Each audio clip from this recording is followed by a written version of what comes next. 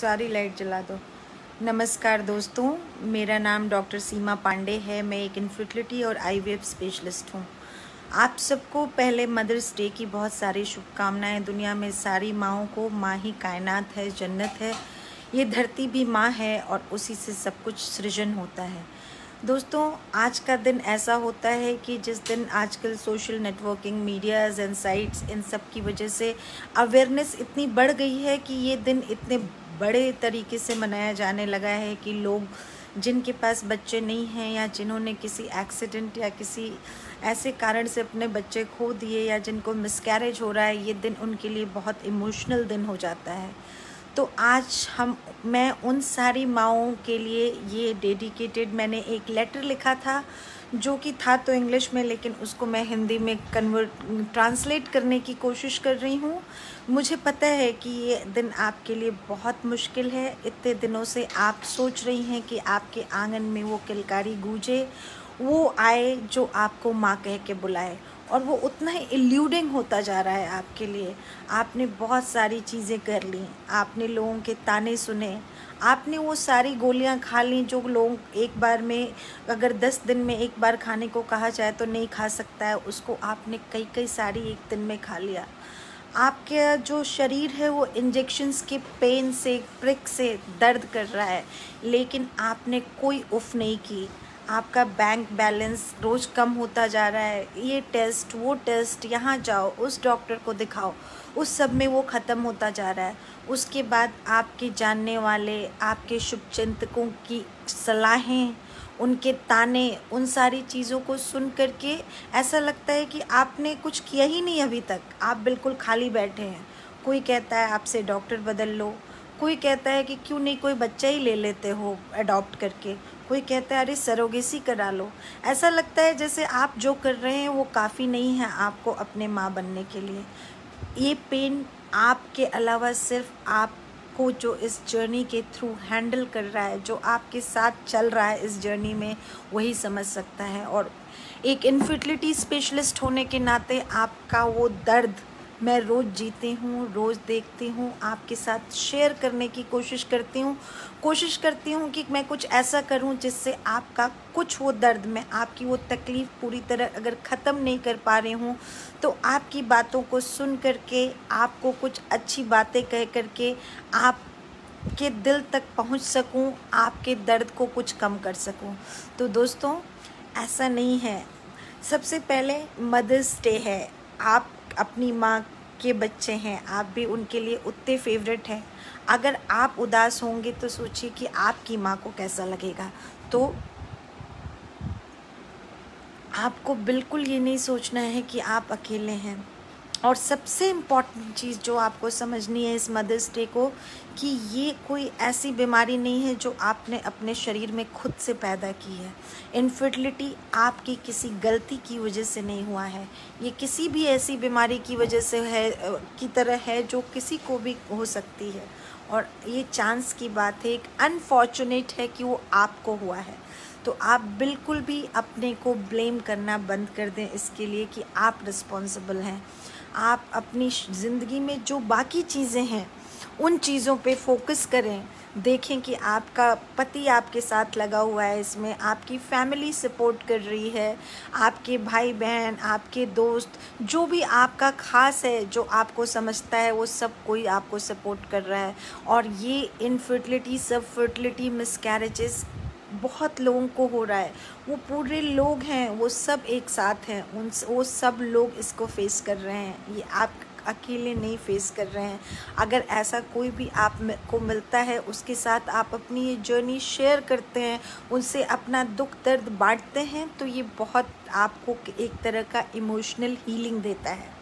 Specially ऐसे occasions पे जहाँ पे लोग मिलते हैं, पार्टीज़ होती हैं, गैदरिंग्स होती हैं, या सोशल मीडिया पे विशेस की लाइन लगी होती है, उन सारी जगहों पर जाकर के आपको बहुत अजीब लगता है कि मेरे पास बच्चा नहीं है, आज मुझे कोई हैप्पी मदर्स डे नहीं कह रहा है। ऐसा बिल्कुल भी नहीं सोचना है। अगर आपको लगता है कि ये सारी चीज़ें बहुत ज़्यादा हो रही हैं, तो ये अनफॉर्चुनेटली कह लें या ब्लेसिंग एंड डिस्गाइज कह लें कि ये कोविड सीज़न है, हम लॉकडाउन में हैं, कोई ओपन में पार्टी करने नहीं जा रहा है। तो ऐसे में अगर आप अपने को डिजिटल मीडिया से आज दूर रख के कुछ ऐसा करने की कोशिश करें जो आप अपने लिए कर रही हों, तो आपको उससे बहुत रिलीफ मिलेगा। जैसे कि आप आज का दिन अपने को मी टाइम देने के लिए फोकस करिए, आप अपनी फिज़िकल वेल बीइंग पे फोकस करिए, आप अपनी मेंटल वेल बीइंग पे फोकस कीजिए, आप अपनी इमोशनल वेल बीइंग पे फोकस कीजिए। देखिए कि कितना टाइम आपने सिर्फ ये सोचने में निकाल दिया कि मैं कब माँ बनूंगी, उसके लिए मैं क्या कर लूँ। आप अपना खाना भूल गई, पहनना भूल गई, आप अच्छे से रहना भूल गई, आपने निगलेक्ट किया अपने लाइफ पार्टनर को। आप दोनों की बातें, आप दोनों का मिलाप, हर चीज़ एक बच्चे के हिसाब से होता है, उसको आज के लिए छोड़ दें।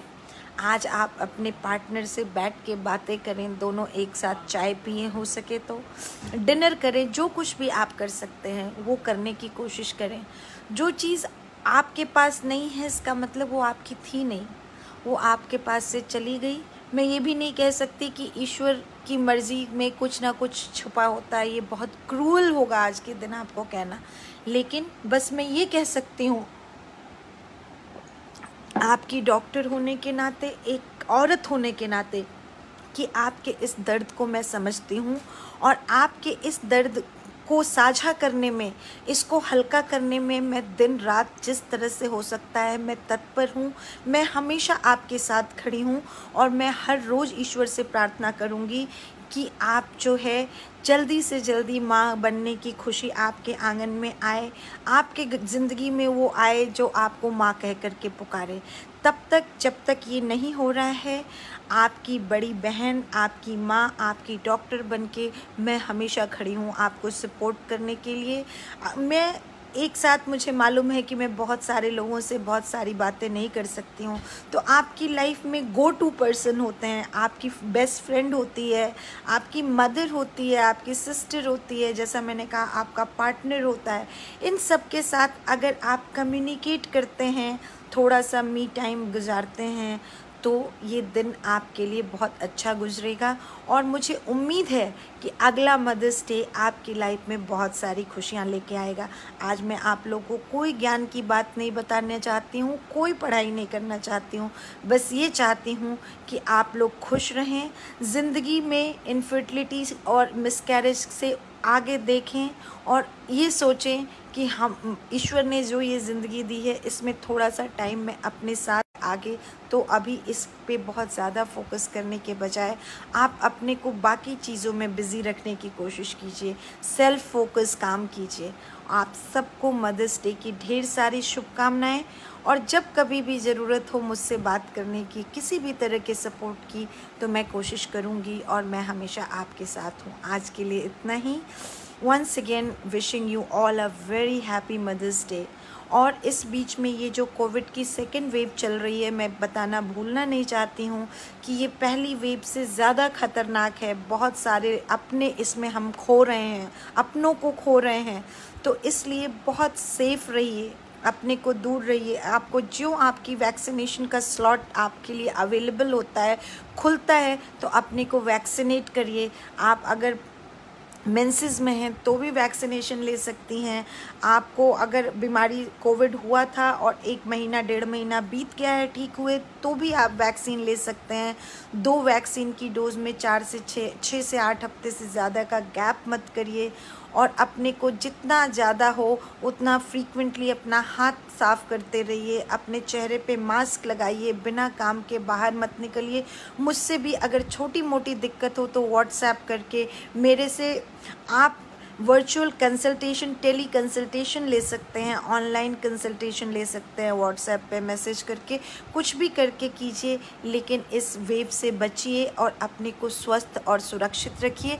आप सभी लोगों को ढेर सारी खुशियाँ मिलें, आप सबके आंगन में बच्चों की किलकारियाँ गूंजें, आप सभी लोग स्वस्थ रहें, इस शुभकामना के साथ, और हैप्पी ईद इन एडवांस मैं आप सबसे विदा लेती हूँ। Thank you so much. Good night, Shaba.